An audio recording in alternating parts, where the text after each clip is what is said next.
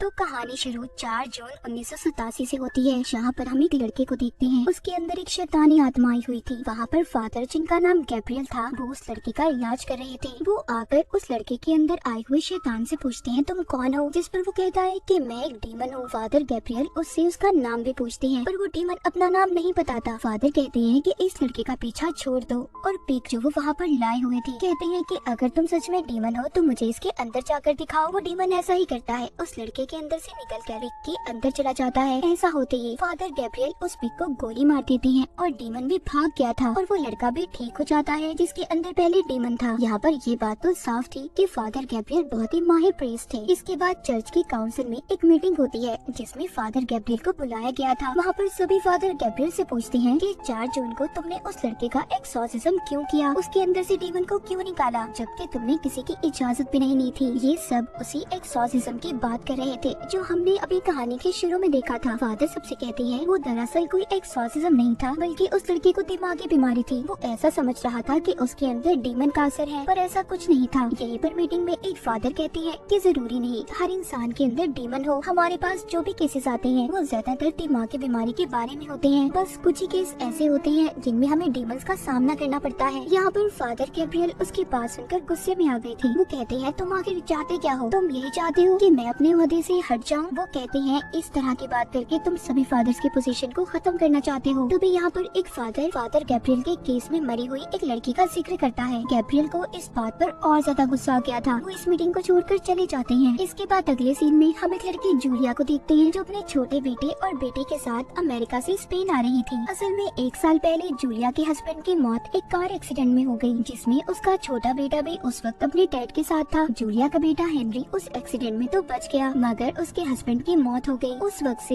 Henry ने बोलना बंद कर दिया था। वो बोलता ही नहीं था। अब क्योंकि इनका कमाई का कोई जरिया नहीं था, तो इसलिए जूलिया अपने हस्बैंड की खानदानी घर की मुरम्मत करवाकर उसे बेचने आई थी, ताकि उसे बेचकर इन्हें पैसे मिल जाएं। इसलिए कुछ दिन के लिए इन्हें यहीं पर रहना था। पर यहाँ पर जूलिया की बेटी को बिल्कुल अच्छा नहीं लगता, क्योंकि वो यहाँ पर रहना ही नहीं चाहती थी। अब जब जूलिया अपने घर में आई थी तो यहाँ पर इसकी मुलाकात एक फादर एस्क्यूबेल से होती है, जो कि इस घर का ख्याल रखा करती थी। वो उससे कहती है कि अगर कोई भी जरूरत हुई तो आप मुझे बुला सकती हैं। यहाँ पर जूलिया की बेटी चारों तरफ जब देख रही थी तो उसे दीवार पर एक सिंबल निशान नजर आता है, जो कि एक बड़े चर्च का था। तभी उस दीवार में दरार आने लगी थी, जिससे जूलिया की बेटी डर जाती है और वहाँ से चली गई थी। अब ऐसा ही निशान वहाँ पर इनके घर में जो वर्कर्स काम कर रहे थे उनमें से एक को नजर आता है। जब ये गौर करती है और दीवार के अंदर आग जलाकर देखने की कोशिश करते हैं तो वहाँ पर एक जोरदार धमाका होता है, क्योंकि वहाँ पर सल्फर गैस थी, जिस वजह से ये हादसा हुआ था। और इस हादसे की वजह से बाकी के वर्कर्स ने भी काम करने से मना कर दिया था। जब ये सब चल रहा था तो वहाँ पर जूलिया का बेटा हेनरी अजीब अजीब हरकतें करने लगता है। उसे न जाने क्या हो गया था, उसने अब बोलना भी शुरू कर दिया था। जब जूलिया उसे देखने जाती है तो हेनरी के अंदर एक डीमन की आवाज बोल रही थी। वो अपने मुंह के ऊपर एक कट भी मार लेता है। यहाँ पर दरअसल जो वर्कर काम करने आया था उन्होंने आग जलाकर अनजाने में किसी खतरनाक डीमन को आजाद कर दिया था, जिसने बेचारी हेनरी को अपने काबू में कर लिया। हालांकि हेनरी को जूलिया हॉस्पिटल भी लेकर जाती है, जहाँ पर डॉक्टर उसे ये बताते हैं कि वो बस अपने डैड की मौत के सदमे में है, इसीलिए उसे दिमागी डॉक्टर की जरूरत है। डॉक्टर जूलिया को एक इंजेक्शन भी देती है और कहती है कि हेनरी अगर काबू से बाहर हो तो तुम उसे ये इंजेक्शन लगा देना, जिससे वो बेहोश हो जाएगा। जूलिया को डॉक्टर की बातों पर यकीन नहीं आ रहा था, इसीलिए वो मदद के लिए फादर एस्क्यूबेल के पास जाती है। फादर जैसे ही हेनरी को देखने अंदर जाती है तो उसके अंदर का डीमन फादर को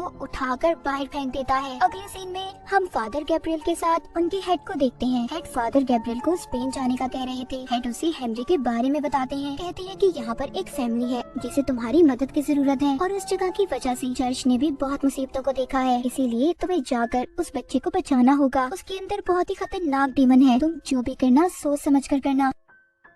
फादर गैब्रियल अब अपने हेड के कहने पर जूलिया के घर पर पहुंच जाते हैं, पर वो इस बात पर हैरान थे कि हेनरी के अंदर जो डीमन है उसने चर्च का क्या नुकसान किया था। फादर गैब्रियल अब जूलिया से कहते हैं कि मैं हेनरी को देखना चाहता हूँ। जब ये उसके पास जाती है तो हेनरी के अंदर का डीमन उन्हें देखकर हंसने लगता है और कहता है आ जाओ, मैंने तुम्हें यहाँ पर बुलाना था। फादर गैब्रियल तभी उसे एक निशान दिखाते हैं, जिससे हम हेनरी की आंखों में डीमन की आंखों को भी देख पा रहे थे। जब वो उससे उसका नाम पूछते हैं तो डीमन अपना नाम बताने से मना मना कर देता है। दरअसल यहाँ पर किसी भी डीमन का नाम पता चल जाए तो एक्सॉर्सिज्म जादू करना आसान हो जाता है, इससे जल्दी डीमन काबू में आ सकता था। यहाँ पर हेनरी के अंदर का डीमन गैब्रियल को डरपोक फायर बुलाता है। दरअसल गैब्रियल पहले आर्मी में था, पर एक जंग में वो लड़ाई से हट गया, मगर इस बात से गैब्रियल को कोई फर्क नहीं पड़ रहा था। तभी हेनरी अपने मुंह से एक मरा हुआ परिंदा निकालता है, जो देखकर गैब्रियल थोड़ा परेशान हो गई थी। वो बाहर आकर एस्क्यूबेल और जूलिया को बताते हैं कि हेनरी के अंदर कोई बहुत ही खतरनाक डीमन है, जो बहुत ज्यादा ताकतवर भी है। उसका एक्सॉर्सिज्म उस पर जादू करना आसान नहीं है, और अगर हमने जल्दी कुछ न किया तो हेनरी की जान को भी खतरा हो सकता है। फादर गैब्रियल बताते हैं कि हेनरी को अपने डैड की मौत का सदमा था, जिसका फायदा डीमन ने उठाया, पर ये समझ नहीं आ रही थी कि डीमन हेनरी के अंदर आकर आखिर करना क्या चाहता था। उधर डीमन जूलिया की बेटी को भी डराता है। उसके मरे हुए डैड यानी कि जूलिया के हस्बैंड की आवाज में वो उससे फोन पर बात कर रहा था। यहाँ पर डीमन ने अपना काम करना शुरू कर दिया था। उधर एस्क्यूबेल और गैब्रियल मिलकर हेनरी का एक्सॉर्सिज्म करने की तैयारी कर रहे थे। जब ये दोनों उसके पास जाते हैं तो डीमन इन्हें इनकी पिछली जिंदगी के बारे में बताता है। वो गैब्रियल से कहता है तुम्हारी वजह से एक लड़के की जान गई, और एस्क्यूबेल से कहता है कि तुम प्रीस्ट हो ना, फिर भी गलत काम करते हो। ये बात सुनकर एस्क्यूबेल हेनरी का गला दबाने लगता है। गैब्रियल उसे रोकता है, इस वजह से इनका एक्सॉर्सिज्म भी पूरा नहीं हो पाया था। अब बाहर आकर एस्क्यूबेल अपनी कहानी गैब्रियल को बताता है। कहता है कि मुझे एक लड़के से प्यार हो गया, पर वो नहीं जानती थी कि मैं एक प्रीस्ट हूँ, और हमारे बीच बहुत कुछ गलत हुआ, पर जब मुझे एहसास हुआ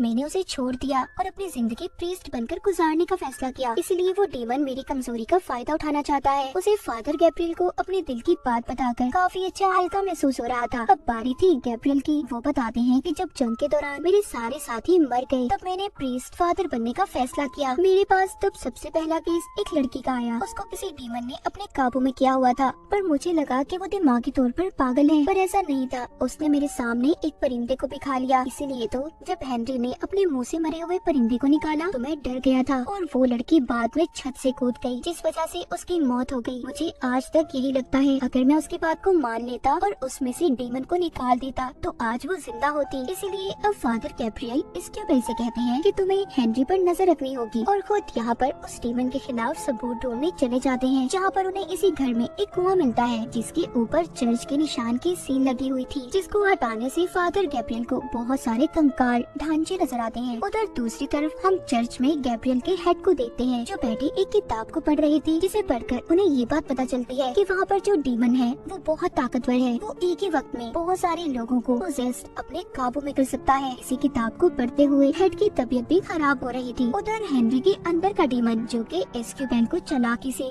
अपनी मदद के लिए बुलाता है, जब वो उसके पास जाता है तो उसने उसका कान काट लिया था। साथ ही वो जूलिया की बेटी को भी दूर फेंकता है, और जूलिया को बेड पर फेंककर उसका गला घोटने लगता है। जब इन सब के बारे में गैब्रियल को पता चला तो वो वहाँ पर आकर सबको बचाते हैं। अब वो एस्क्यूबेल को लेकर उसी जगह पर जाते हैं जहाँ पर उन्होंने कंकाल को देखा था। फादर गैब्रियल एस्क्यूबेल को बताते हैं कि जब जूइस क्रिश्चियन में बदले तो उस वक्त जिन्होंने इनकार किया, सजा के तौर पर उन्हें इस जगह पर बंद कर दिया गया था। अब ये दोनों अंदर जाते हैं, जहाँ पर इन्हें वैसा ही निशान वाला दरवाजा मिलता है, जैसा निशान पहले जूलिया की बेटी ने भी देखा था। जब वो उस दरवाजे को खोलते हैं तो अंदर जाने पर उन्हें बहुत से स्केलेटन्स कंकाल मिलते हैं, जिनमें से एक कंकाल एक पिंजरे में बंद था। उसके हाथ में अंगूठी थी, वो एक प्रीस्ट का कंकाल था। वहीं पर इन्हें एक और दरवाजा मिलता है, जिसकी चाबी इन्हें पिंजरे में बंद कंकाल के पास से मिली थी। वहाँ आगे जाकर इन्हें दुनिया के सबसे बड़े प्रीस्ट का कंकाल भी मिलता है। तो गैब्रियल यहाँ पर एस्क्यूबेल को बताते हैं कि यहाँ पर एक बहुत ही खतरनाक डीमन ने एक साथ बहुत से इंसानों को पोजेस किया, जिनका एक्सॉर्सिज्म उस वक्त यहाँ पर किया जा रहा था, मगर वो शैतान डीमन किसी के काबू न आया, और उसी ने इन सब का ये हाल किया। जब सबको उस शैतान डीमन के बारे में पता चला तो इस जगह को ऐसे ही बंद कर दिया गया, और हेनरी के अंदर जो डीमन है वो भी यही लगता है। तो सोचो वो कितना खतरनाक होगा। मगर यहाँ पर अब वर्कर की गलती की वजह से वो दोबारा आजाद हो गया, पर वो डीमन हेनरी के अंदर सिर्फ इसलिए आया था ताकि वो फादर गैब्रियल के अंदर जाकर चर्च और गॉड के नाम पर उससे बुरे काम करवाए। इसलिए अब वो गैब्रियल के अंदर आना चाहता था। गैब्रियल यहीं पर एक किताब पढ़ता है, जिससे उसे पता चलता है कि दुनिया में हर जगह ऐसे ही खतरनाक डीमन पाए जाते हैं, जिनमें से ये डीमन भी एक ही है, जिसका नाम भी अब गैब्रियल को पता चल गया था। जब डीमन को ये बात पता चलती है कि फादर फादर गैब्रियल को उसका नाम पता चल गया है तो वो तो जैसे पागल सा हो गया था। इसीलिए वो अब हेनरी की बहन को भी पोजेस करने की कोशिश करता है। जब जूलिया अपनी बेटी को बचाने आती है तो वो उसकी बेटी को दूर फेंककर अब जूलिया को मारने की कोशिश कर रहा था। तभी जल्दी से जूलिया की बेटी उस इंजेक्शन को उठाकर हेनरी को लगा देती है जो डॉक्टर ने दिया था, जिससे वो अब बेहोश हो गया था और इस तरह जूलिया की जान बच जाती है। तभी ये लोग हेनरी को वहाँ पर बांध देते हैं और सभी प्रेयर करके उसका एक्सॉर्सिज्म करना शुरू करते हैं। अब यहाँ पर डीमन इन्हें अपनी असली ताकत दिखाता है। वो जूलिया की बेटी को पोजेस कर लेता है जो देखते ही देखते छत की सीलिंग पर चढ़ गई थी। वो जूलिया को मारने की भी कोशिश करता है। डीमन गैब्रियल से कहता है कि अगर तुम मेरे सामने अपने घुटने टेक दोगे तो मैं सबकी जान को छोड़ दूंगा। गैब्रियल जब सबकी जान खतरे में देखता है तो वो डीमन की बात को मान गया था, जिससे वो डीमन सबकी जान को छोड़ देता है। इस बात का फायदा उठाकर इस्क्यूबेल जूलिया और उसके बच्चों को जल्दी से यहाँ से जाने का कहता है और खुद यहीं पर रुककर फादर गैब्रियल की मदद करने का फैसला करता है। अब डीमन हेनरी को छोड़कर फादर गैब्रियल के अंदर आ गया था। फादर खुद को फांसी लगाकर अपनी जान देना चाहते थे क्योंकि वो जानते थे कि डीमन पता नहीं उससे क्या क्या गलत काम करवाएगा, पर डीमन ऐसा नहीं करने देता। गैब्रियल को खून की उल्टी आ रही थी, इसीलिए ये अब उसी एक्सॉर्सिज्म वाली जगह पर जाकर खुद को जलाकर मारने की कोशिश करते हैं। इसी बीच इस्क्यूबेल भी वहाँ पर पहुँच गया था जो मंत्र पढ़कर एक्सॉर्सिज्म को शुरू करता है, पर तभी उधर डीमन उसके सामने उसी लड़की को ले आता है जिससे इस्क्यूबेल प्यार करता था। वो लड़की खून में नहाई हुई थी, वो उसे मारना शुरू कर देती है। उधर दूसरी तरफ गैब्रियल के सामने भी डीमन उसी लड़की को लाकर खड़ा कर देता है जिसकी गैब्रियल की वजह से मौत हुई थी। इस्क्यूबेल यहाँ पर उस लड़की के सर पर जब क्रॉस का निशान रखता है जिससे उसका जिस्म फट गया था, अभी गैब्रियल को भी देता है। इस तरह वो लड़की भी गैब्रियल से दूर हो गई थी, जिसके बाद दोनों इस्क्यूबेल और गैब्रियल मिलकर एक्सॉर्सिज्म को शुरू करते हैं और उस डीमन को उन्होंने हेल यानी कि नर्क में भेज दिया था। वहीं पर गैब्रियल की हेड की तबीयत भी ठीक हो गई थी। वो अब दोनों को बुलाकर शाबाशी देते हैं। तभी वहाँ पर एक और फादर आते हैं जो बताते हैं कि अभी भी 199 जगह ऐसी हैं जहाँ पर ये शैतानी डीमन पाए जाते हैं। तुम्हें जाकर इन्हें खत्म करना होगा और इसी के साथ ही कहानी यहीं पर खत्म हो जाती है।